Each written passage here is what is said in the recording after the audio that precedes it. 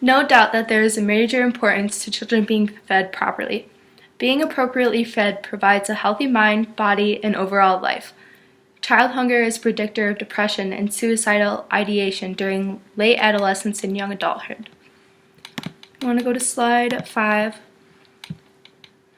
Physical health concerns for child development come from positive association between food insecurity and childhood obesity. Children who are exposed to early life toxic stress are at high risk for adverse health outcomes such as cardiovascular disease, obstructive pulmonary disease, cancers, asthma, and autoimmune disease.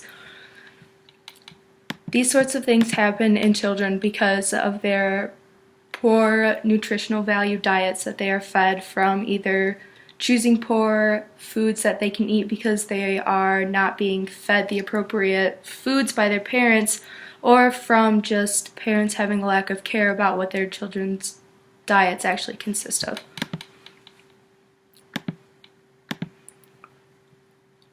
Mental health concerns for child development. Child hunger is predictor of depression and suicidal ideation during late adolescence and young adulthood. It's linked with higher rates of a wide range of adolescent mood, behavior, and substance abuse disorders. Early in life can weaken infants' attachments to parents, which may negatively affect children's mental health later in life. Some nonprofit initiatives in West Michigan are Kids Food Basket. They provide evening meals that are well-rounded and nutritious that consist of a protein, such as a sandwich that is the actual main part of the meal. They provide a fruit, a vegetable, a snack, and a sweet sometimes as well. The snacks usually consist of trail mix and pretzels, and the fruits are just easy oranges or apples that they provide. Kids Food Basket serves Muskegon, Holland, and Greater Grand Rapids areas. Muskegon has approximately 800 students per day that they serve at 3 different elementary schools. Holland has approximately 700 students per day at 3 different elementary schools, and Grand Rapids has approximately 6,000 students per day that they serve at 36 different elementary schools. Feeding America is the largest domestic hunger relief organization. They have 200 food banks all across the country. They have 60,000 food pantries and meal programs, and they serve more than 46 million per year. They store food that they secure from corporate manufacturers and retailers like Meijer and Walmart, and government food supplies that they receive actually from the government and SNAP programs by using these food banks to store it. If you go to slide 8, total household income as the percent of poverty level, about 21% of those served by the West Michigan Food Bank are at the 76 to 100% of the poverty level. Approximately 795,000 individuals who are close or at the poverty level in Michigan who receive food from the food banks. West Michigan Food Bank serves 3,608,200 individuals every year. This area shows the West Michigan Food Bank. Michigan as a state has 1.4 million SNAP participants as of December 2012. With a population of over 9.9 million, this means that 14.1% of Michigan's population receives SNAP benefits. West Michigan alone has 39,000 client households receiving SNAP benefits. Comparing that to the 1.4 million total SNAP participants in the state of Michigan, West Michigan participants only account for 2.8%. The Supplemental Nutritional Assistance Program works with Kids Food Basket and Feeding America, and they alleviate hunger and improve nutrition by increasing the purchasing power of low-income households and enabling them to obtain a more nutritious diet by actually providing them monetary funds to go to grocery stores and buy the food for their families. Qualifications for SNAP: monthly gross income has to be less than 130% of the federal poverty guidelines, and your monthly net income has to be less than 100% of the poverty guidelines. It requires non-disabled adults to work full or part-time and living with another adult. Some are required to register for employment and comply with SNAP requirements as a condition of eligibility. Children and SNAP. A third of the children that participate in school lunch programs, such as free reduced lunch programs for breakfast as well, also receive SNAP benefits through their family. Virtually all children that receive a free reduced price lunch also receive SNAP benefits. Children that receive SNAP benefits are automatically eligible for free school meals.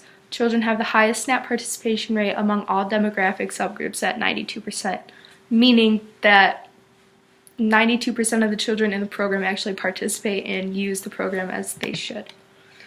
SNAP participation in West Michigan. Over 59% of households in West Michigan are currently receiving SNAP benefits. The majority of West Michigan is not only near or on the poverty line, but the majority of households in West Michigan are receiving funding for meals. How individuals use SNAP. Households are given electronic benefit transfers card. It's just like a little tiny debit card that they have loaded with money by the government for every single month, and they can use the card at qualifying stores to buy what they need. Not every single store works with this program, so beneficiaries are actually restricted to where they can go buy their groceries. Only food items are also covered with the EBT card under SNAP. Only 1% of SNAP participants' food selection is fruits and vegetables, with the highest category being other food at home. Other food at home accounts for the snacks and the sweets and not the great things that you're really supposed to be buying at the grocery store. SNAP and other programs. SNAP also works with programs like WIC, which is Women, Infant, and Children, and the free and reduced lunch breakfast programs at elementary schools. Cash assistance programs also work with SNAP benefits, such as TADFC, Social Security, and Disability/Workers' Compensation. 43% of all participants in nutrition assistance programs receive SNAP benefits. Only 13% of all participants receive only SNAP benefits and none from other programs. The FDAC published a report on how they thought they could solve hunger in America. It's an 8-step summarized report that says they need to create jobs, raise wages, and increase opportunity and share prosperity. Raising the minimum wage will allow people to actually have more of an income that will allow them to support themselves and get above the poverty level. Because if they're not getting paid enough just because their cost of living is too high, it's causing them to not have enough money to pay for things like groceries and all of the necessities that you need on a daily basis to live. Improving government income support programs for struggling families. Nutrition programs themselves can't really handle the entire burden of public anti-poverty and public anti-hunger supports. Having a clear and cut divide of programs and their participants will help weed out the participants who need more than what they are getting. And also they suggest to improve tax credits for low-income families. Strengthening SNAP is the third step. SNAP is fundamentally strong and it has a very substantial impact in reducing hunger and poverty, as well as boosting health and nutrition. Giving extra benefits when a family's housing costs are a little higher to ensure they're receiving enough food is another way that we can strengthen SNAP. Providing SNAP to unemployed adults without dependents will also help those adults who are struggling just because of the situation they're in and possibly get out of the situation that they are in. The fourth step to solving hunger in America, as reported by the FDAC, is to strengthen the child nutrition programs. A lot of this step really involves spreading the word about the child hunger problems going on in America and increasing participation in the federal free and reduced price lunch meals programs, because not all students are aware that they can have this program, so they're just not even eating lunch or not even eating dinner because they're just not aware of what's happening. The fifth step is target supporting to especially vulnerable populations. While this one may seem really obvious, not a lot of people are really aware that this hunger problem was going on in America to begin with. So if you increase parents' employment wages and stability job hours in those areas where the economy is really struggling, it will reflect positively and therefore stimulate the economy and make everything a lot better for the people in that area. The sixth step is to work with states, localities, and nonprofits to expand/improve participation in the federal nutrition programs. Local governments and nonprofit intermediaries for these programs need to build a program existing considerable strengths and improve on the ground access to them. They need clear and nutritional program rules that remain consistent throughout all the different areas in the country and different counties in the states and everything like that. They need to expand outreach and education, lower unnecessary and ill-considered state and local barriers to participation just to make it equally fair all across the border for everybody. Then if you go to the seventh steps, make sure all families have convenient access to reasonably priced healthy food. Many neighborhoods and towns across America lack decent-sized stores that sell a good variety of food, including fresh produce at reasonable prices. Meaning that while stores like Meijer may seem so cheap where we are, in different parts of the country where the cost of living is higher, therefore the foods there are going to be more expensive, and these stores participating in these nutrition programs may not be in these areas because they are a little bit more high-end, limiting people's access to food essentially. They need to get the resources to afford adequate, healthy diets and make decent grocery stores accessible to all Americans, and strengthen the purchasing power of struggling families and communities through wages, income supports, and better nutrition programs. And the last step is to build political will.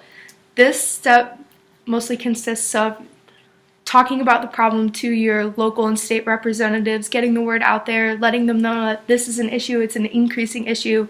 It hasn't really gone down within the last 5 years and we really need to find a way to fix it, and having them push towards even officials at the higher level talk about how they're going to try to end hunger in America and hunger in your local areas. Conclusion, food insecurity is a predominant and growing problem not only in West Michigan but all over the United States. Feeding America's Food Bank serves 3.6 million individuals every year just alone in West Michigan. Studies have found food insecurity to be linked with higher rates of a wide range of adolescent mood behavior and substance abuse disorders. Food insecurity early in life can weaken infants' attachments to parents, which may negatively affect children's mental health later in life, setting them up for just that overall negative lifestyle. SNAP benefits are actually intended to supplement a household's grocery each month. Across all households reporting in the current SNAP, 16 report that SNAP benefits only last for them for 1 week or less. 21% report that benefits last 2 weeks, and 38% reported that the benefits lasted 3 weeks, with the rest reporting that a month or so was good enough for them.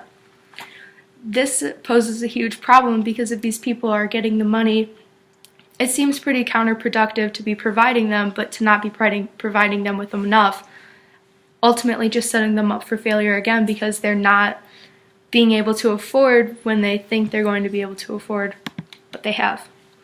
My recommendation, Kids Food Basket and Feeding America should partner with SNAP, Women, Infants and Children, and other lunch programs to raise awareness of the food insecurity crisis in West Michigan. All of these forces combined can reduce the need for nonprofit nutritional assistance programs in West Michigan by being advocates for the following topics: raising minimum wage, consolidating the guidelines and qualifications for these programs, increasing awareness for breakfast, lunch, after-school programs, increasing benefits provided to SNAP participants, focusing on the mass troubled areas, and forcing importance for a solution to the problem onto government representatives. I will take this time to answer any questions that there may be. Okay, thank you for watching. I hope you enjoyed my presentation, and I really hope it was very informative. Thank you.